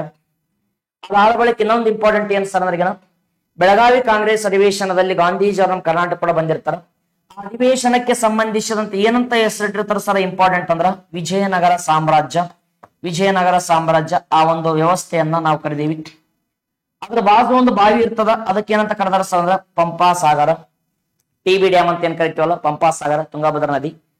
ಹಾಗಾದ್ರೆ ಇಷ್ಟು ವಿಚಾರ ಗೊತ್ತಿಲ್ಲ ಸ್ನೇಹಿತರೆ. ಇಲ್ಲಿ ಗದಗ ಅಂತ ಕೊಟ್ಟದ. ಗದಗ್ನಲ್ಲಿ ಯಾವುದೇ ಅಧಿವೇಶನ ನಡೆದಿಲ್ಲ INC ಸಂಬಂಧಿಸಿದಂತೆ. ಕಾನ್ಪುರ್ ಅಂತ ಕೊಟ್ಟನ. ಕಾನ್ಪುರ್ದ ಏನ್ ಸರ್ ವಿಶೇಷ ಅಂದ್ರ 1925 ಸಮಯದಲ್ಲಿ 1925 ಏನ್ ಸರ್ ಅಂತ ಕೇಳಿದಾಗ ಸರೋಜಿನಿ ನಾಯ್ಡು ಅವರು ಈ ಒಂದು ಅಧಿವೇಶನದ ಅಧ್ಯಕ್ಷತೆ ವಹಿಸಿರ್ತಾರ. ಭಾರತೀಯ ರಾಷ್ಟ್ರೀಯ ಕಾಂಗ್ರೆಸ್ ಅಧಿವೇಶನದ ಅಧ್ಯಕ್ಷತೆ ವಹಿಸಿದ ಮೊದಲ ಭಾರತೀಯ ಮಹಿಳೆ ಅಂತ ಪ್ರಶ್ನೆ ಕೇಳಿದಾಗ ಸರೋಜಿನಿ ನಾಯ್ಡು. ಸರೋಜಿನಿ ನಾಯ್ಡು ಅವರಿಗೆ ಭಾರತದ ಗಾನಕೋಗಿಲೆ ಅಂತ ಕೂಡ ಕರೆದಾರ ಗಾಂಧೀಜಿ ಅವರು. ಅದಾದ ಬಳಿಕ ಭಾರತ ದೇಶದಲ್ಲಿ ಒಂದು ರಾಜ್ಯದ ಮೊದಲ ಮಹಿಳಾ ರಾಜ್ಯಪಾಲೆ ಸರೋಜಿನಿ ನಾಯ್ಡು. ಯಾವ ರಾಜ್ಯದ? ಉತ್ತರ ಪ್ರದೇಶ. ಸಂವಿಧಾನದ ರಚನಾ ಸಭೆಯಲ್ಲಿ ಭಾಗವಹಿಸಿದ 15 ಜನ ಮಹಿಳೆಯರಲ್ಲಿ ಸರೋಜಿನಿ ನಾಯ್ಡು ಅವರು ಕೂಡ ಒಬ್ರು. ಅದಾದ ನಂತರ ಇನ್ನೊಂದು ಇಂಪಾರ್ಟೆಂಟ್ ಏನ್ ಸರ್ ಅಂತ ಕೇಳಿದಾಗ ರಾಷ್ಟ್ರೀಯ ಕಾಂಗ್ರೆಸ್ ಅಧಿವೇಶನ ಅಧ್ಯಕ್ಷತೆ ವಹಿಸಿದ ಮೊದಲ ಮಹಿಳೆ ಕೇಳಿದಾರ ಆನಿ ಬೆಸೆಂಟ್ ಅವರು. 1917 ಕಲ್ಕತ್ತಾ ರಾಷ್ಟ್ರೀಯ ಕಾಂಗ್ರೆಸ್ ಅಧಿವೇಶನ. ಆನಿ ಬೆಸೆಂಟ್ ಅವರು ಅನ್ನುವಂಥದ್ದು ಆನಿ ಬೆಸೆಂಟ್. ಒಂದು ವೇಳೆ ಮೊದಲ ಭಾರತೀಯ ಮಹಿಳೆ ಅಂತ ಪ್ರಶ್ನೆ ಕೇಳಿದ ಸ್ನೇಹಿತರಂದ್ರಿಗಿನ ಸರೋಜಿನಿ ನಾಯ್ಡು ಅಂತ ಹೇಳಿ ಬರ್ಬೇಕು ನಾವು. ಆದ್ರೆ ವಿಶೇಷವಾಗಿ ನಮಗೆ 4 ಆಪ್ಷನ್ಗಳ ಬಗ್ಗೆ ಕೂಡ ವಿವರಣಾತ್ಮಕವಾಗಿರ್ತಕ್ಕಂಥ ವಿಚಾರ ಗೊತ್ತಾಗ್ತಾವ. ವಿವರಣಾತ್ಮಕವಾಗಿ ಒಂದಿಷ್ಟು ವಿಚಾರಗಳನ್ನ ನಾವು ತಿಳಿಯುವಂತ ಪ್ರಯತ್ನ ಮಾಡ್ರಿ, ಹೌದ್ರಿ. ಹಾಗಾದ್ರೆ ವಿಶೇಷವಾಗಿ ಇದೇ ಮೊದಲ ಬಾರಿಗೆ ನಮ್ಮ ಗುರುದೇವ IAS KS and banking YouTube ಒಂದು ಚಾನಲ್ ಅನ್ನ ಮೊದಲನೇ ಬಾರಿ ನೋಡ್ತಾ ಇದನ್ನು ಸಬ್ಸ್ಕ್ರೈಬ್ ಮಾಡ್ಕೊಳ್ಳಿ. ಹಾಗೆ ಪಕ್ಕದಲ್ಲಿರ್ತಕ್ಕಂಥ ಬೆಲ್ ಬಟನ್ ಒಮ್ಮೆ ಕ್ಲಿಕ್ ಮಾಡಿದ್ದೆ ಆಗಿತ್ತ ನಾವು ಆಗ್ತಕ್ಕಂಥ ಪ್ರತಿಯೊಂದು ವಿಡಿಯೋಗಳ ನೋಟಿಫಿಕೇಶನ್ ತಮಗೆ ಮೊದಲನೇ ಬಾರಿಗೆ ದೊರಕ್ತಾ ಸ್ನೇಹಿತರೆ. ಇಲ್ಲಿವರೆಗೆ ಏನಂತ ಕೇಳಿದಾಗ ಇದು 4ನೇ ಪಾರ್ಟ್ ಅನ್ನುವಂಥದ್ದು ಪಂಚಾಯತಿಗೆ ಸಂಬಂಧಿಸಿದಂತೆ ವಿಶೇಷವಾಗಿ ತರಗತಿಗಳು. ಸರ PDO ಮತ್ತು ವಿಲೇಜ್ ಅಕೌಂಟ್ ಬಹಳಷ್ಟು ಇಂಪಾರ್ಟೆಂಟ್ ಆಗಿರ್ತಕ್ಕಂಥ ತರಗತಿಗಳನ್ನು ಕೊಡುವಂತ ಪ್ರಯತ್ನ ಮಾಡ್ರಿ. ತಮ್ಮೆಲ್ಲರ ಬೆಂಬಲ ಕೂಡ ಅನ್ನುವಂಥದ್ದು ಬಹಳಷ್ಟು ಏನಂತ ಕೇಳಿದಾಗ ಕ್ಲಾಸಸ್ ಗಳನ್ನ ನಾವು ಮಾಡಕ್ಕ ಒಂದು ಸ್ಫೂರ್ತಿ ಆಗ್ತದೆ ಸ್ನೇಹಿತರೆ. ತಮ್ಮೆಲ್ಲರೂ ಕೂಡ ಮತ್ತೊಮ್ಮೆ ಮಗದೊಮ್ಮೆ ತುಂಬ ಹೃದಯ ಧನ್ಯವಾದಗಳು. Thank you.